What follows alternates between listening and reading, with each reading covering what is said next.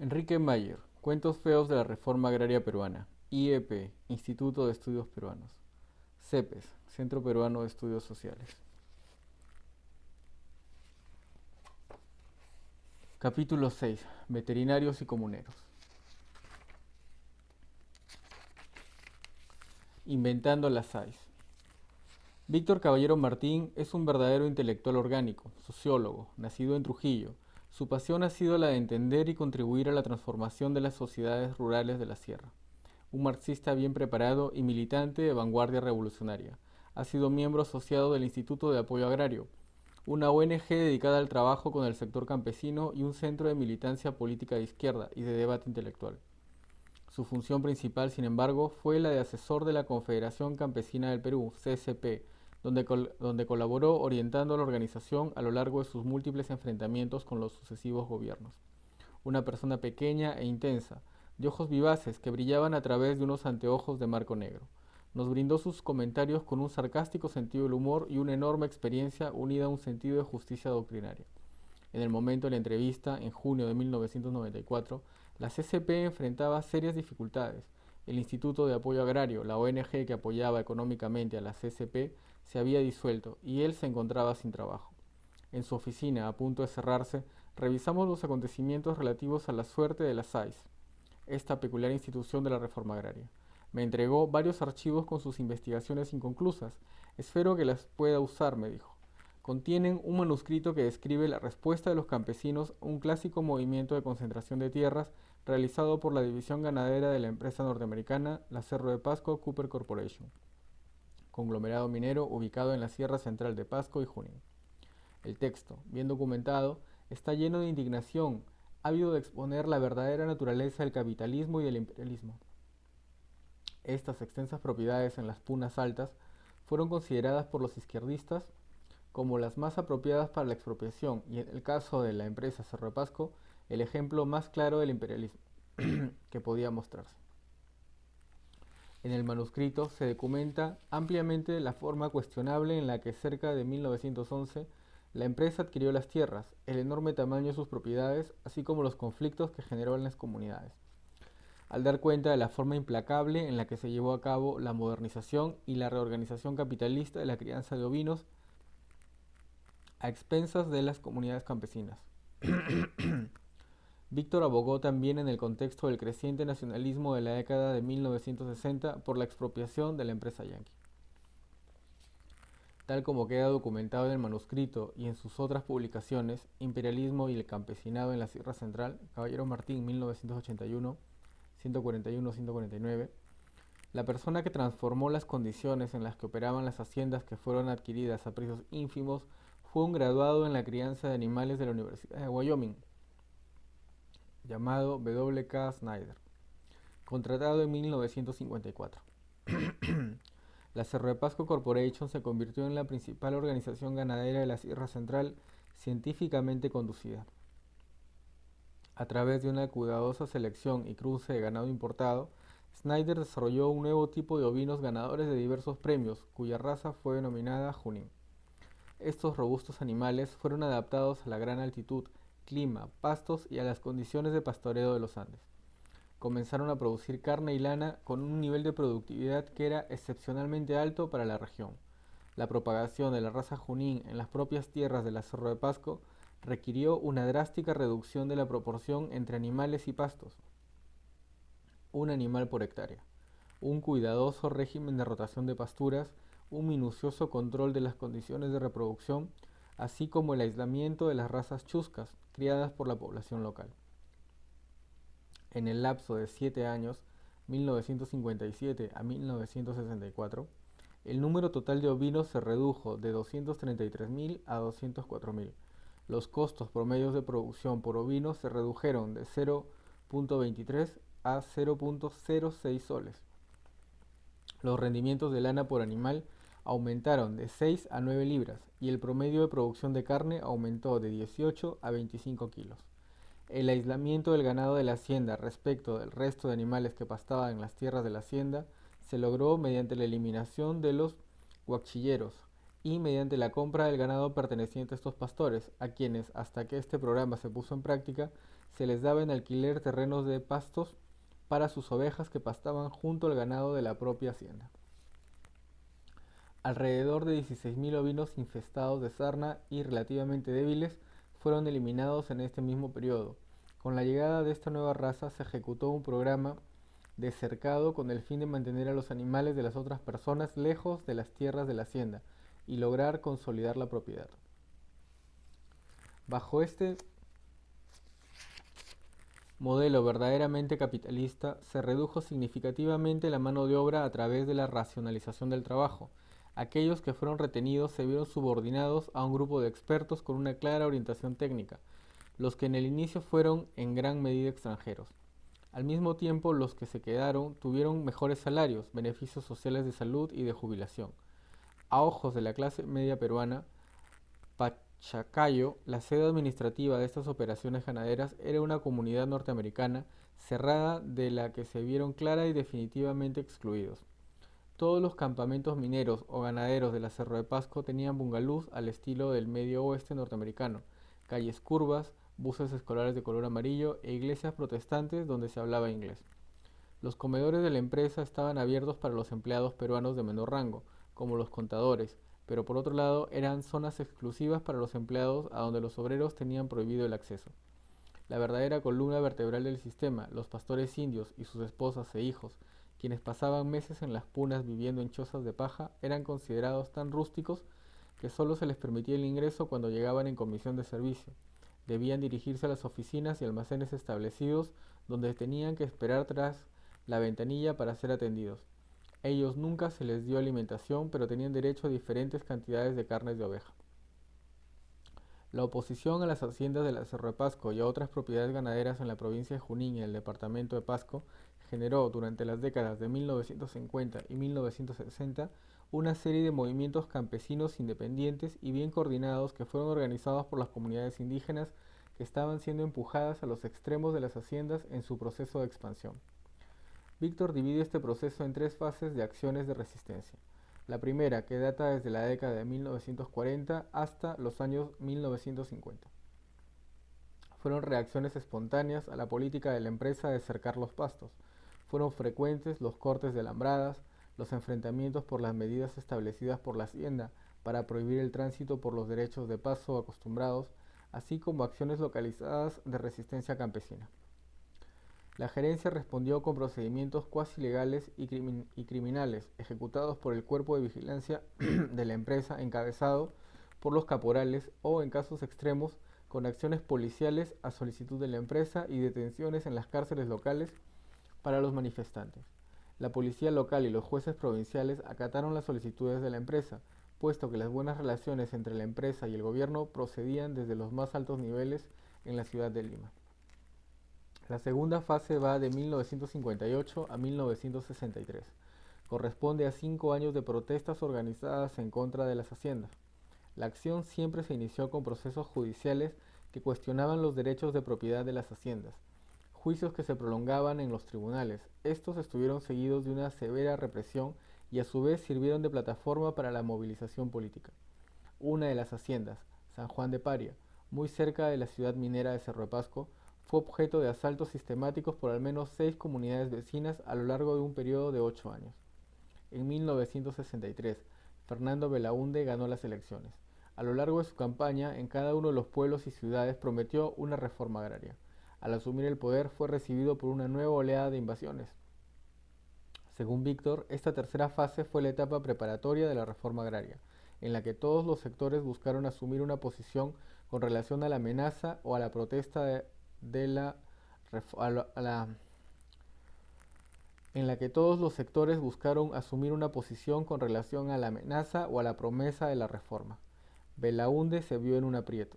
Habiendo tomado partido por los invasores durante su campaña electoral, no podía ordenarle tan fácilmente a la policía que los hiciera retroceder ahora que era presidente. Por otra parte, no podía tolerar las ocupaciones previas a la promulgación de sus leyes de reforma agraria. Mientras tanto, continuando con la presión, los comuneros de los departamentos de Junín y Pasco llevaron a cabo alrededor de 80 ocupaciones de tierras durante un año.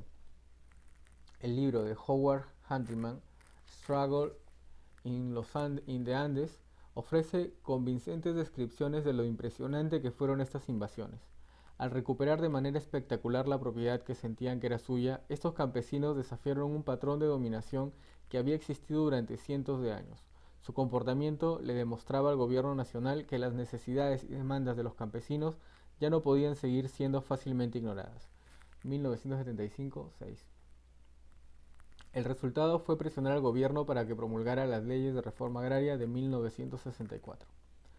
Durante el primer gobierno de Belaúnde se iniciaron los intentos de expropiar las tierras pertenecientes a la empresa Cerro de Pasco, pero la compañía tenía enormes recursos legales y políticos que le permitieron detener el proceso. El tema seguía sin resolverse. Cuando Belaúnde fue derrocado por el general Velasco, luego de 2 meses del golpe militar, el 11 de diciembre de 1968, las tierras de la Cerro de Pasco Corporation fueron expropiadas, 6 meses antes de que se promulgara la nueva drástica ley de reforma agraria. El gobierno militar se vio fuertemente presionado a proponer un rápido esquema de adjudicación viable para no provocar otra ola de invasiones. Al mismo tiempo, los funcionarios del Ministerio de Agricultura tenían serias dudas acerca de la entrega de la tierra y del ganado ovino mejorado a los indios de las comunidades. Tenían fuertes presiones por parte de un grupo influyente para hacer frente a la expropiación de tierras. Sus voceros fueron muy hábiles para describir escenarios terribles sobre lo que podría suceder después de que las comunidades invadieran otras haciendas, y sobre la manera en la que los proyectos que habían permitido que los comuneros se quedaran con las tierras invadidas, emprendidos por el régimen de Belaúnde, habían fracasado. Especialmente en lo que fue la hacienda Algolán de la familia Fernandini. Dijeron que las alambradas fueron destruidas, que los pastos se empobrecieron y se contaminaron con parásitos, que los reproductores de raza fueron sacrificados para carne y que las nuevas generaciones de corderos degeneran a través del cruce con los rebaños chuscos de los campesinos. ¿Cómo se iba a entregar las operaciones ganaderas más eficientes del país a comuneros tan ignorantes y atrasados? Máximo Gamarra, que en ese momento era todavía un empleado de la división de ganadería de la empresa Cerro de Pasco, recuerda claramente el debate así como el resultado. Como conversamos en 1996, de haber sido de otra manera, en ese momento no estaría ocupando la elegante oficina de gerente general de la SAIS Tupac Amaru I en Lima. Me dijo que la decisión más importante que se había tenido que tomar fue sobre si dividir o no las tierras. Quienes estaban en contra de la división de la tierra eran aquellos que consideraban que era importante preservar este moderno sistema ganadero, un lugar donde se estaba creando una tecnología de punta que competía con la ganadería de países como Australia. Los que estaban en contra de la distribución de la tierra tenían sólidos argumentos para mantenerse e incluso ampliar las economías de escala que ya habían sido alcanzadas por sistemas consolidados multihacienda como el de la Cerro de Pasco. La comisión que se creó para decidir qué hacer estuvo dirigida por un experto local, Renato Rossi, un ganadero de Tarma familiarizado con la zona.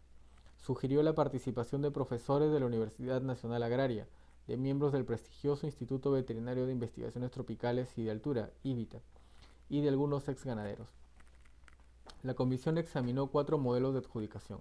Martínez Arellano, 1990, 76-89. El primero planteaba realizar una división en unidades más pequeñas pero eficientes, las mismas que serían administradas por las comunidades que las recibirían a manera de adjudicación. Teniendo en cuenta que tenían reclamos históricos y jurídicos por la tierra, una de estas unidades las mantendría el Estado para manejarla como una unidad líder de alta tecnología que brindaría apoyo a las demás. El segundo modelo postulaba devolver la tierra a las comunidades, pero mantener un núcleo de unidades de avanzada a partir del cual se podría facilitar apoyo técnico y beneficios a las comunidades que recibirían las adjudicaciones. Estos 2 primeros modelos implicaban la pérdida de las ventajas tecnológicas, ya que se consideraba que las comunidades eran incapaces de mantener este moderno sistema ganadero. El tercer modelo proponía crear una cooperativa centralizada, que incluiría gran parte de las tierras de la hacienda, la que finalmente se entregaría a cada una de las unidades de las comunidades socias a medida que se fueran capacitando en la tecnología ganadera y en los principios del cooperativismo. Las objeciones a este modelo eran lo engorroso de las leyes relacionadas a la organización de las cooperativas y los largos plazos para organizar y capacitar a los comuneros indígenas con el fin de que pudieran asumir sus funciones. El cuarto modelo consistía en crear el equivalente de una empresa o corporación y adjudicarla a las comunidades. Estas se convertirían en una suerte de accionistas o copropietarias de esa empresa. En otras palabras, no se distribuiría la tierra, sino la propiedad. Las beneficiarias serían las comunidades en su conjunto, lo que ahorraría a la reforma agraria la preocupación por la distribución de unas tierras que eran objeto de una reñida disputa entre las comunidades y el interior de ellas, entre los pastores. La empresa se organizaría de acuerdo a criterios técnicos de eficiencia previamente acordados. Sería fuertes inversiones en otras empresas rentables en la zona y se distribuirían los beneficios entre sus accionistas. Nótese que este último modelo no planteaba redistribuir la tierra, sino que proponía hacer una transferencia simbólica de la propiedad. Dejaba intactas las infraestructuras y el funcionamiento de las operaciones ganaderas para que sean ejecutadas por profesionales peruanos. Este modelo mantenía invariable el sistema vigente y teniendo en cuenta esto fue el que el gobierno adoptó. Máximo Gamarra señaló que, una vez que se decidió no dividir las tierras y la infraestructura del Cerro de Pasco, solo era cuestión de encontrar la fórmula correcta para que sea aceptada por las comunidades.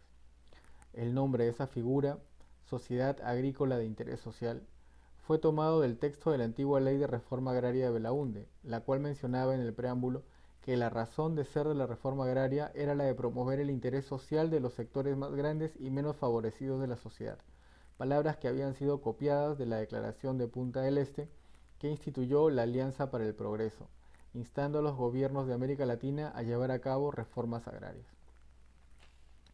Fue de esta manera que nació la peculiar institución de las SAIS.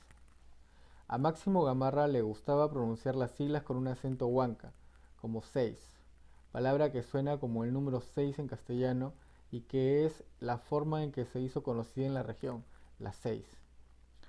La SAIS Túpac Amaru I fue creada en octubre de 1969. Un folleto elaborado por el Departamento de Propaganda de la Oficina de la Reforma Agraria está lleno de trucos retóricos que promocionan el modelo de la SAIS como una modalidad autogestionaria de empresa campesina que compensa los desniveles socioeconómicos de un área, distribuyéndose los beneficios de la empresa colectiva de acuerdo con las necesidades de desarrollo de cada uno de los grupos campesinos que son copropietarios. Dirección de la Reforma Agraria 1971-2, citado en Caicho 1977-9. Viendo que las comunidades parecían aceptar pasivamente esta solución, poco después se crearon rápidamente otras 6 SAIS más en el departamento de Junín y a continuación un total de 60 SAIS en todo el país. De las 6 SAIS de Junín, 35 años más tarde, en el 2005, solo 2 permanecían vigentes: la SAIS Túpac Amaru I y la SAIS Pachacútec.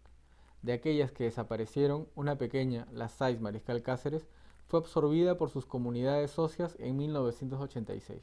La segunda, más grande, la SAIS Cahuide, fue violentamente destruida en 1988. La tercera, la SAIS Ramón Castilla, se disolvió después de pequeños actos de violencia que afectaron sus edificios y puentes en 1989. La cuarta, la mini SAIS Heroínas Toledo, fue parcelada por sus dos comunidades vecinas poco después de que una persona, en medio de una feria semanal de ganado en 1988, haciéndose pasar por un comprador de ganado deseoso de tener una conversación privada con el gerente, le pidió a este que se hiciera a un lado y le disparó a quemarropa. Consolidación. La segunda SAIS más grande del centro del Perú, la SAIS Cahuide, estuvo constituida por las tierras de la Sociedad Ganadera del Centro, de propiedad peruana, ubicadas en los pastizales de las zonas altas cercanas a Huancayo. Cuando niño, el viaje en carro a La Puna siempre fue para mí una aventura espectacular. Después de una hora tomando la carretera que pasaba por nuestra casa, dejábamos el templado valle y serpenteando cuesta arriba llegábamos a Acopalpa, una de las unidades administrativas, donde estaban las instalaciones para la esquila de los ovinos, y la planta de elaboración de queso, situadas en las enormes extensiones de puna que tenía la empresa en la margen derecha del Valle del Mantaro. Febrero era la temporada de esquila de ovinos. Recuerdo claramente cómo la intensa actividad organizada de un sistema de aproximadamente 20 esquiladoras mecánicas era manejada con la precisión de una operación militar. Cada 2 minutos traían a una oveja hasta una de las esquiladoras, la colocaban de espaldas, la inmovilizaban atándole ambas patas con una banda de caucho, le esquilaban el vellón, le aplicaban un poco de yodo en caso presentara algún corte en la piel y finalmente la soltaban en otro corral. El estruendo del balido de miles de ovejas, el ruido de las esquiladoras y las órdenes que los trabajadores tenían que dar a gritos eran abrumadores.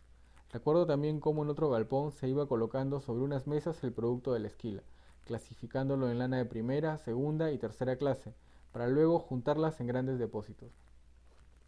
Todo esto bajo la supervisión de un experto escocés, clasificador de lana, muy delgado, pelirrojo, vestido con un guardapolvo blanco.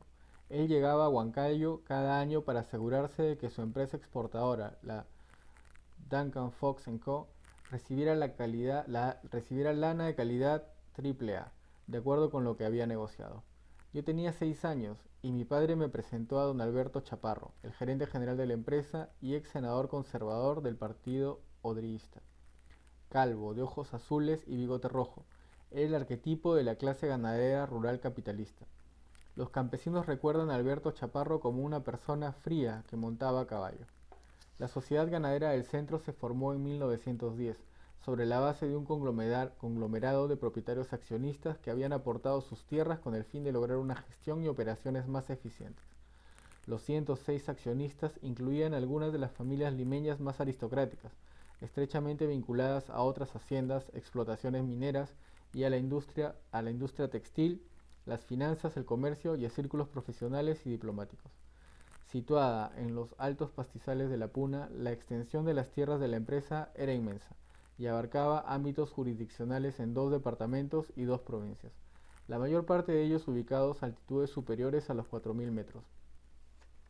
Los límites de la parte oriental de una de las unidades, Runatuyo, en el distrito de Comas, eran desconocidos en la medida que desaparecían en las cercanías de nevados de zonas inexploradas que descendían hacia tierras bajas poco transitadas en la zona oriental.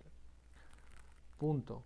Otra de las haciendas estaba situada en la naciente de un río remoto ubicado detrás del Gran Nevado de Huancayo, y los linderos al sur de Huari se perdían en el límite oriental del departamento de Huancavelica.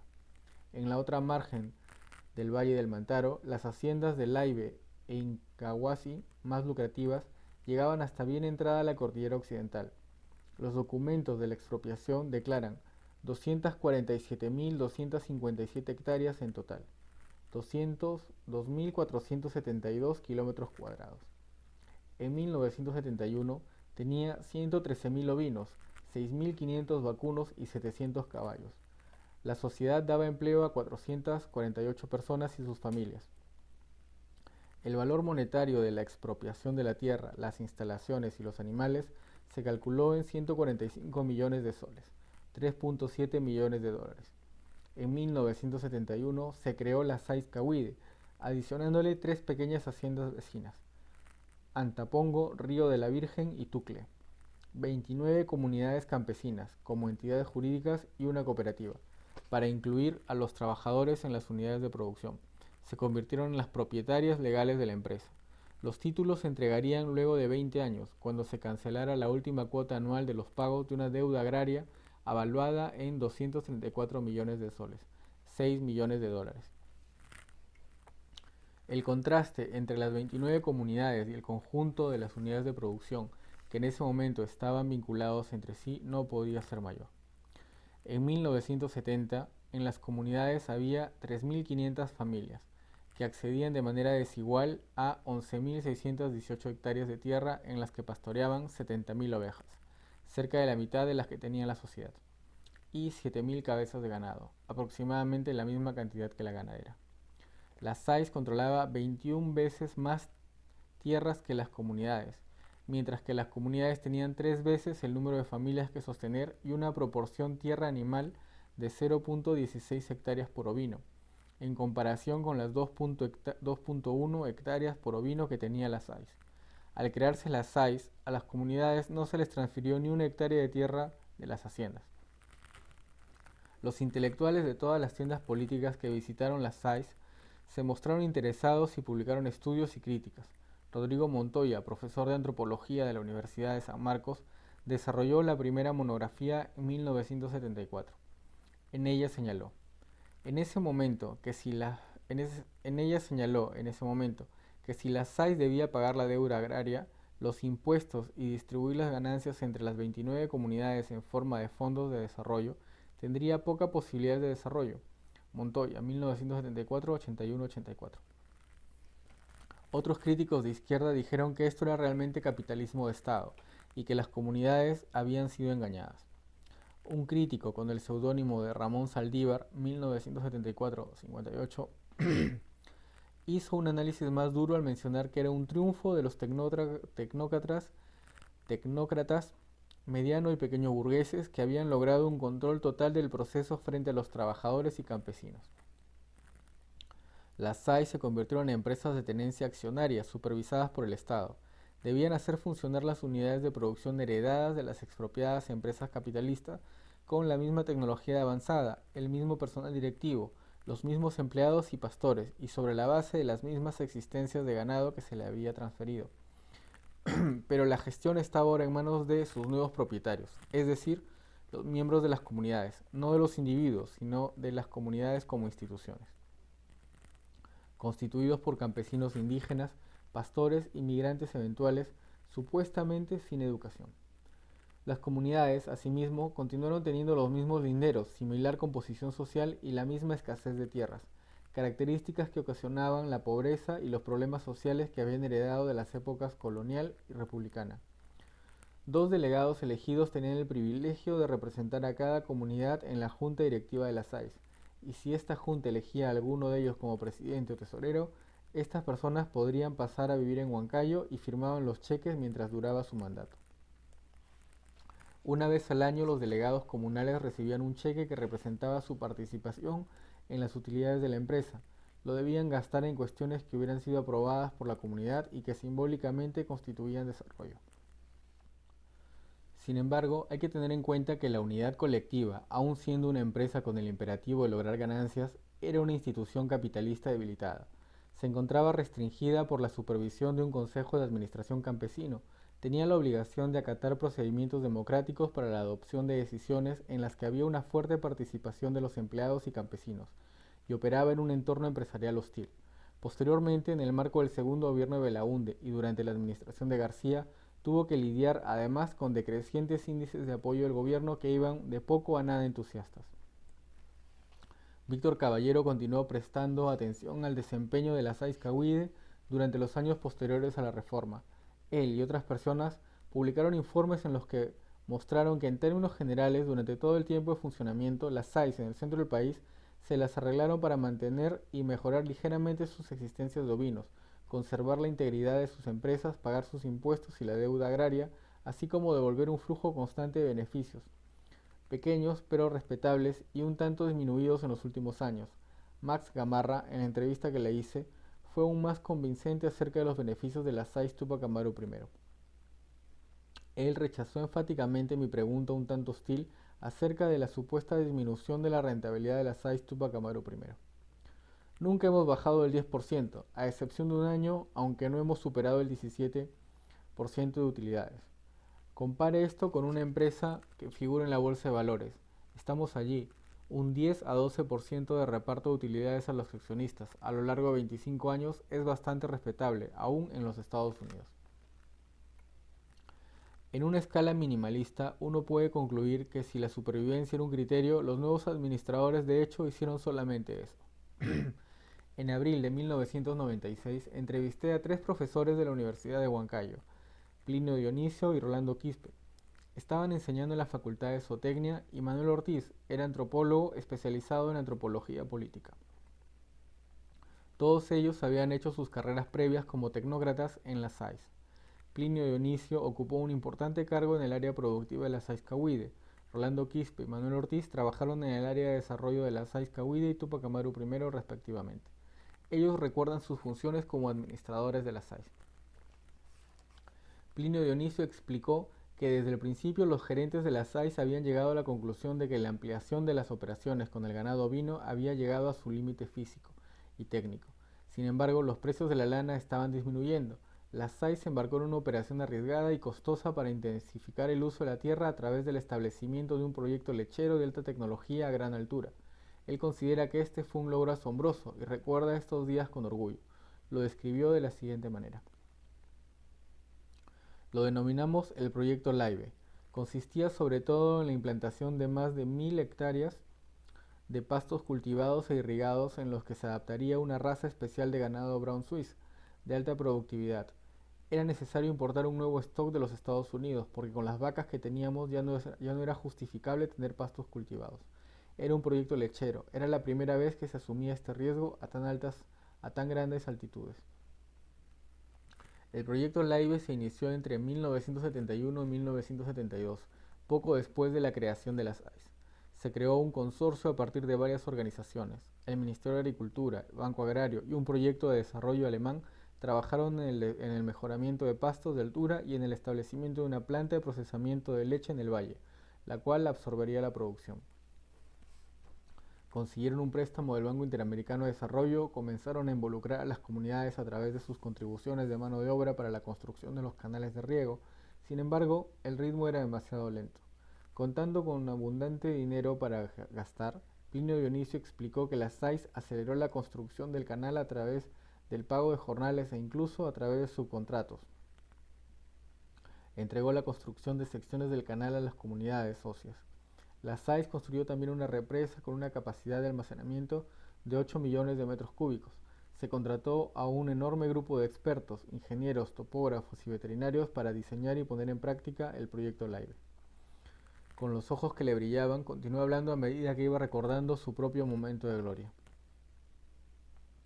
Y salió un éxito. La parte más delicada era la adaptación de las vaquillonas importadas a las grandes altitudes del Laibe. Habíamos comprado una pequeña granja en Huancayo, La Esperanza, a 3000 metros, y ahí habíamos construido un establo que iba a servir como un lugar de preadaptación para que los animales se aclimataran. Luego los teníamos que trasladar a los 4000 metros de altura del Laibe, donde ya habíamos preparado todo. Las primeras hectáreas de pastos cultivados, los establos, los cobertizos para ordeñar y todo lo demás. En 1976 teníamos todo listo para llevarlas.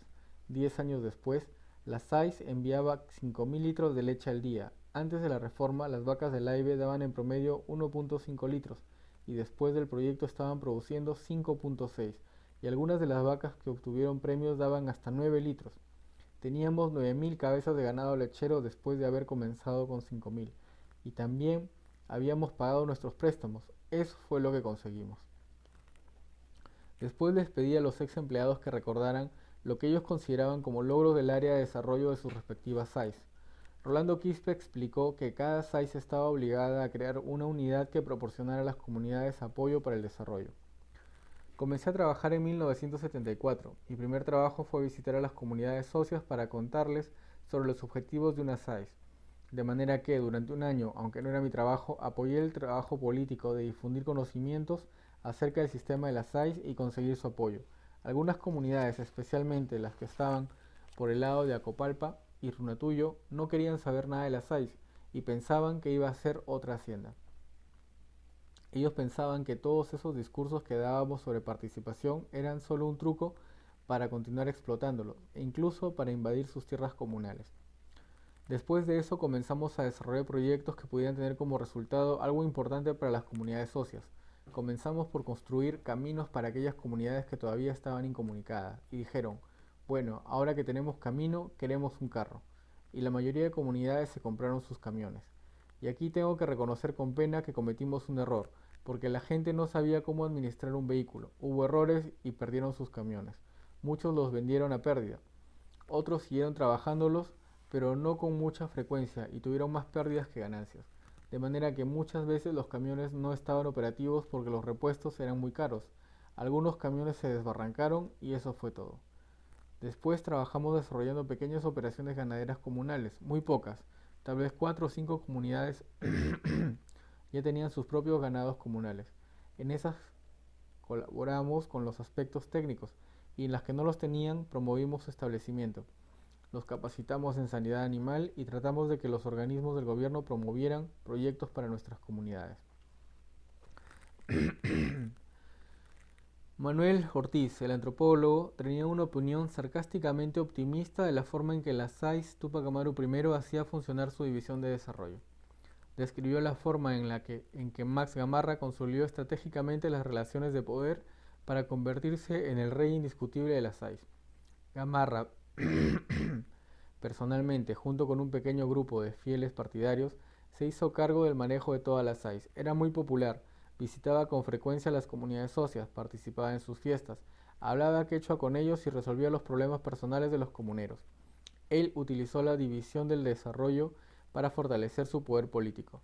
En la SAIS Tupac Amaru I, la distribución de las utilidades a las comunidades socias estaba bien organizada. La mitad de los beneficios se entregaba directamente a cada una de las comunidades y eran utilizadas para costear los gastos corrientes de la administración de la comunidad, tales como salarios. La otra mitad se ponía en un fondo común y se entregaba a la división de desarrollo para que fuera gastado en la ejecución de proyectos de gran envergadura, por turnos de uno en uno, para cada una de las comunidades socias. Había una relación de prioridades que Max Gamarra había convencido a los delegados a aceptar. Por ejemplo, en primer lugar se construyeron los caminos para las comunidades socias que estaban aisladas. Luego vino la electrificación por turnos de cada uno de los pueblos y Max Gamarra estuvo allí personalmente para las inauguraciones. Fue un experto empresario. Nunca a nadie se le ocurrió durante todo ese tiempo sugerir que diera un paso al costado. Tenía todo el sistema amalgamado. Cada año se inventaba algo nuevo para que todos estuvieran entusiasmados con un nuevo criadero de truchas en un lugar, una fiesta de aniversario en otro o la realización de un proyecto de electrificación para celebrar un tercero. Él se encargaba de todo, conocía a cada uno por su nombre y tenía sus fieles informantes en todas partes. Manuel Ortiz se entusiasmó mientras describía la forma en la que la administración se aseguraba una fácil adhesión por parte de los delegados elegidos por la comunidad. Teniendo en cuenta el intenso contacto con las comunidades, el personal de la División de Desarrollo podía proporcionarle a Max Gamarra las listas a partir de las cuales él podía elegir a posibles candidatos y hacer campaña para unas elecciones en gran medida indiscutibles. Ellos llegaban a la sede de Pachacayo por un periodo de 2 años. Allí contaban con alojamiento, un sueldo y cuentas donde podían incluir sus gastos. Poco a poco, Max los hacía participar en la administración de las SAIS. El sistema escogía a los comuneros más listos. Después de 2 años, los campesinos habían aprendido de contabilidad, administración y otras habilidades que les permitían obtener puestos de trabajo asalariados en pueblos y ciudades. Eran ansiosos aprendices más que escrupulosos auditores. Ortiz describió cómo les habría dicho Gamarra: ven, vamos a ir a Lima a vender la lana. Ahí comían en restaurantes finos, utilizaban el impresionante edificio futurista que la SAIS había construido y una secretaria ejecutiva, pariente de Gamarra, les servía el café. Luego presenciaban la negociación de Gamarra con los intermediarios extranjeros. A menudo se pasaba a hablar inglés y de esta manera Max Gamarra, gracias a su experiencia previa en la Cerro Pasco, se convertía en el único capaz de defender los intereses de la SAIS. Los delegados quedaban impresionados. Poco a poco entraban en deuda con Gamarra. En ocasiones, él contrataba a sus hijos para hacer trabajos de oficina. Figura 6.2. Máximo Gamarra Rojas, tercero a la derecha, gerente de la SAIS Tupac Amaru Limitada 1, junto con dirigentes campesinos, de izquierda a derecha: Daniel Jiménez Soto, Comunidad de Tanta; Pedro Guaringa, Comunidad de Huancapo; Timoteo Inga, Comunidad de Ucibamba; Máximo Gamarra, Agapito Coyacuaya, Coyachagua, Comunidad de Pachachaca; y un dirigente no identificado, Comunidad de Canchayo, Pachacayo, 1975. Fotografía cortesía de Máximo Gamarra Rosas.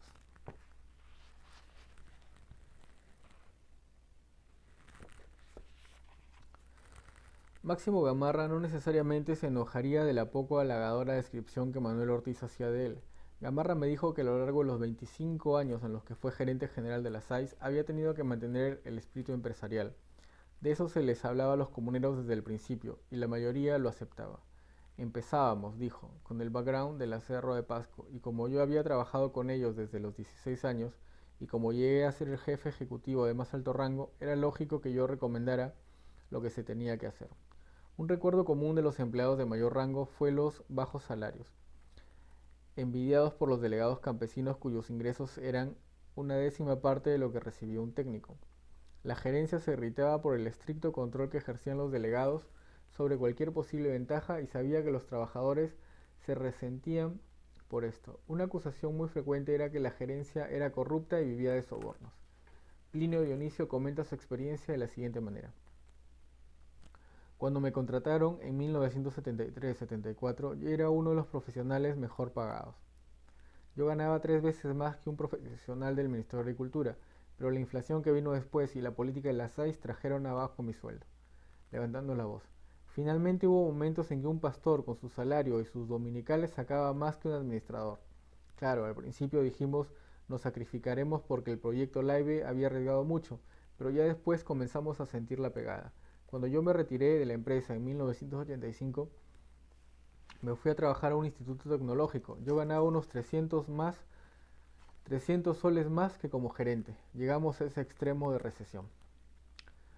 Las evaluaciones académicas del desempeño de las SAIS en los años 80 concuerdan en gran medida con sus memorias, aunque todas apuntan a un bajo estado de ánimo, de acuerdo con los economistas agrícolas Corín Valdivia y Juan Pichigua, 1986-159-60. Inicialmente y hasta el año 1977 hubo capitalización y mejoramiento tecnológico. A continuación hubo un declive cuando la economía nacional comenzó a descontrolarse. Con la creación de nuevas oportunidades de empleo, la SAIS Tupac Amaru I obtuvo mejores resultados que la SAIS Cahuide.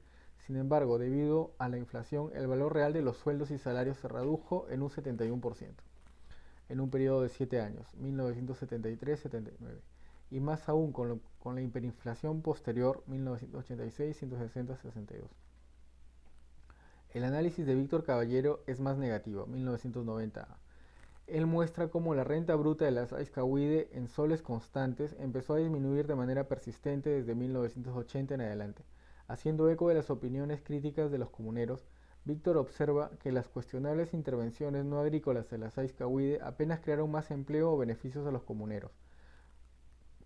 A medida que los ingresos brutos se redujeron desde la década de 1980 en adelante, el 70% de los ingresos se gastaba en sueldos y salarios, que no eran de beneficio real para los comuneros. Si bien todavía no estaba en quiebra, a finales de los años de 1980 la Aizcahuide se encontraba en serias dificultades económicas. Aunque ningún experto auguró un futuro brillante para la Aizcahuide, pocos predijeron que implosionaría de la manera que lo hizo. Chongos Alto. La comunidad de Chongos Alto se encuentra en la cabecera del Canipaco, un río angosto que desciende rápidamente hacia el valle del Mantaro, incrustadas contra una ladera fuertemente inclinada que da hacia un espectacular paisaje de enormes mesetas de llanuras de puna. Las parcelas agrícolas de los comuneros constituyen una muy pequeña fracción de la tierra utilizable, entre los 3.400 y 4.000 metros de altitud. Durante las épocas de la hacienda y las SAIS, las mesetas y las cordilleras eran inaccesibles para los rebaños de los chonguinos. En cambio, muchos niños y comuneros de Chongos y Huasicancha, su comunidad gemela y rival, estudiada por Gavin A. Smith, 1985, emigraron a Huancayo, a las minas de la región central de la sierra y a Lima, sin perder nunca su sentido de comunidad ni su deseo de recuperar las tierras que las haciendas Tucle, Río de la Virgen y Antapongo les habían usurpado. En 1947, Huasicancha había ocupado tierras de la hacienda Tucle y en 1972 se había negado a participar en las SAIS. En la década de 1980, muchos jóvenes de ambas comunidades se fueron a vivir como pastores en ranchos del oeste de Estados Unidos con contratos de 5 años. Al igual que en el caso de Huasicancha, los migrantes de Chongos tuvieron éxito como comerciantes y profesionales. Se instalaron en Huancayo, en Lima y en las minas, consiguiendo una sólida educación y base financiera para los asuntos comunales una vez que regresaron a sus comunidades, así como una amplia gama de contactos políticos.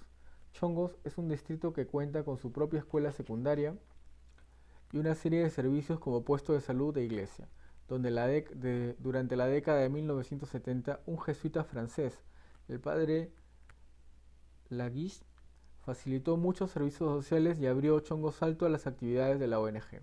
Cuando fuimos allá en 1996, los efectos de la campaña de contrainsurgencia de los militares eran todavía visibles.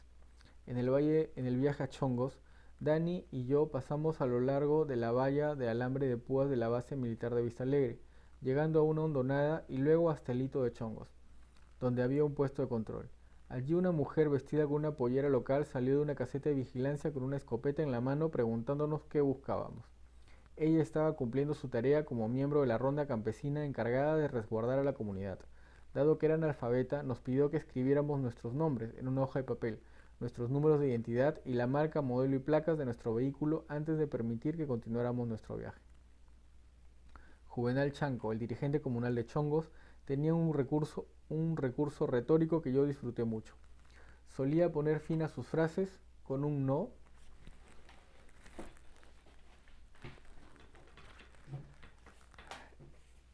con un no interrogante para enfatizar sus puntos, como si me preguntara si me solidarizaba con lo que él estaba tratando de transmitir. Desde su perspectiva de comunero, los empleados y los asuntos de la SAIS eran mencionados en forma despectiva como la empresa.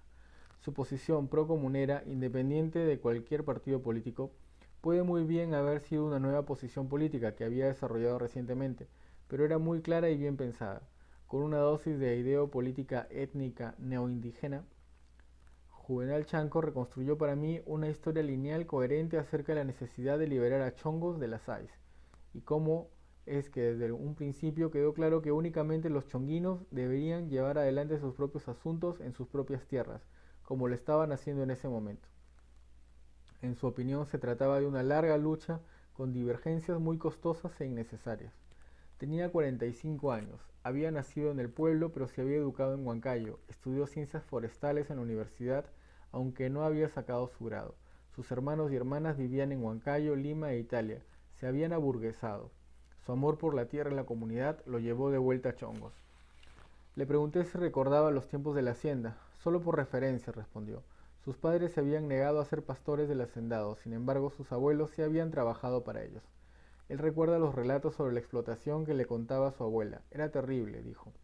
El maltrato a las personas era excesivo, pero no era el hacendado el que era abusivo, sino el caporal, ¿no? Una persona de la localidad como ellos.